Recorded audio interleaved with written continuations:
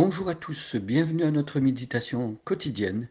Quelle belle journée aujourd'hui, quelle belle journée pour passer du temps dans la parole de Dieu, dans la Bible, pour apprendre à découvrir le plan magnifique de Dieu, la volonté de Dieu, non seulement pour notre monde, mais pour notre vie quotidienne et personnelle. Dieu, le Dieu de la Bible, est un Dieu personnel qui veut se faire connaître personnellement aux individus qu'il a lui-même créés. Et ainsi donc, nous ne parlons pas d'un Dieu générique, d'un Dieu impersonnel, lointain, nous parlons d'un Dieu qui s'est fait proche, qui s'est approché de nous dans la personne de Jésus-Christ. D'ailleurs, c'est ce que nous avons vu dans les 14 premiers versets du livre d'Éphésiens, la lettre de Paul aux Éphésiens. Paul nous a dévoilé le plan de Dieu pour le salut. Et à partir du verset 15 et jusqu'au verset 23, on a commencé à découvrir la prière de l'apôtre Paul. Paul rend grâce à Dieu. Paul, quand il pense à ce que Dieu a fait dans la vie de personnes concrètes comme vous et moi, eh bien, il est rempli de joie. Quand il pense que Dieu transforme des vies, que Dieu intervient, il fait irruption dans le cœur d'une personne et tout devient différent. Ça réjouit le cœur de l'apôtre Paul. Et donc nous nous réjouissons également si par ces méditations de tous les jours, votre cœur a également été touché, eh bien gloire soit rendue au Seigneur, parce que c'est l'objectif de sa parole. Sa parole, la Bible, les versets de la Bible ne reviennent jamais à Dieu sans avoir accompli leur effet.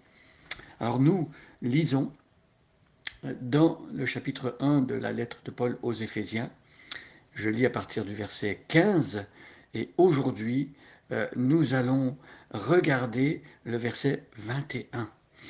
Alors prenez votre Bible, s'il vous plaît, et suivez avec moi la lecture d'Éphésiens 1. C'est pourquoi moi aussi, ayant entendu parler de votre foi au Seigneur Jésus et de votre charité pour tous les saints, je ne cesse de rendre grâce pour vous, faisant mention de vous dans mes prières, afin que le Dieu de notre Seigneur Jésus-Christ, le Père de gloire, vous donne un esprit de sagesse et de révélation dans sa connaissance, et qu'il illumine les yeux de votre cœur pour que vous sachiez quelle est l'espérance qui s'attache à son appel, quelle est la richesse de la gloire de son héritage qu'il réserve aux saints, et quelle est envers nous qui croyons l'infinie grandeur de sa puissance, se manifestant avec efficacité par la vertu de sa force. Il l'a déployé en Christ, en le ressuscitant des morts et en le faisant asseoir à sa droite dans les lieux célestes, au-dessus de toute domination, de toute autorité, de toute puissance et de toute dignité, et de tout nom qui se peut nommer, non seulement dans le siècle présent, mais encore dans le siècle à venir. Il a tout mis sous ses pieds, et il l'a donné pour chef suprême à l'Église, qui est son corps, la plénitude de celui qui remplit tout en tous. Hier, nous avions vu le verset 20, je le relis. Il parlait du plan de Dieu qu'il a manifesté avec efficacité, avec sa puissance et avec sa force. Donc, ce plan, il l'a déployé en Christ, en le ressuscitant des morts, en le faisant asseoir à sa droite dans les lieux célestes. Alors ici, on voit que dans le dispositif que Dieu a établi pour sauver les hommes, Jésus-Christ est au centre. Jésus est la pièce maîtresse. Donc, tout ce que Dieu fait, il le fait par Jésus-Christ. Et la preuve que Jésus est vraiment le Christ et que l'œuvre de Jésus a vraiment été approuvée par Dieu, c'est la résurrection d'entre les morts. Si le sacrifice de Jésus n'avait pas été approuvé par Dieu, Jésus serait resté dans la mort. Si Jésus avait été comme tous les autres êtres humains, pécheurs, eh bien, il serait resté dans la mort, parce que le salaire que mérite le péché, c'est la mort. Il aurait donc eu le même sort que tous les autres êtres humains qui meurent parce qu'ils sont des pécheurs. Mais Jésus ressuscité, la mort ne pouvait pas le retenir parce que lui n'a jamais péché et les péchés qu'il a portés, ce sont ceux des hommes coupables, ceux des chrétiens qui se repentent et qui croient en lui. Voyez, donc Dieu a déployé en Christ sa puissance en le ressuscitant des morts, en le faisant asseoir à sa droite. La droite est la position d'autorité Jésus est à la droite de Dieu, donc sa droite, c'est sa puissance qui intervient dans le monde, et c'est Jésus-Christ qui a ce rôle, et Jésus est à la droite de Dieu, et la Bible nous dit qu'il intercède pour nous, il prie pour nous, il est comme un avocat entre Dieu et les hommes, il prend notre défense, et Jésus est donc dans les lieux célestes. C'est ce que nous avions vu hier, maintenant nous regardons le verset 21, qui nous dit que Jésus est dans les lieux célestes au-dessus de toute domination, de toute autorité, de toute puissance, de toute dignité et de tout nom qui se peut nommer, non seulement dans le siècle présent, mais encore dans le siècle à venir. Vous voyez ici, l'apôtre Paul met à côté de Jésus toutes les puissances spirituelles qui peuvent exister, et il n'y a même pas photo.